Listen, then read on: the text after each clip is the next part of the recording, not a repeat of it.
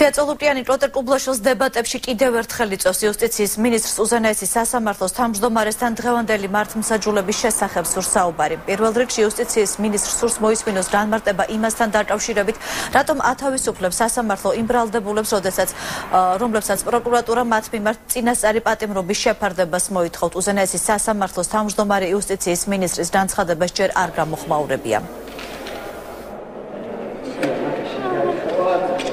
რაც შეეხება ბატონ კოტე კუბლაშვილს, მე მას კიდევ ერთხელ ვიწვევ დებატში დღევანდელი მართლმსაჯულების შესახებ და იმ მდგომარეობის შესახებ, რომელშიც მან თავად ხელმძღვანელობის პერიოდში ჩააგდო ქართული მართლმსაჯულება, მაგრამ ის დღემდე ამას არ თანხმდება ჩემთვის გაუგებარი მიზეზის გამო.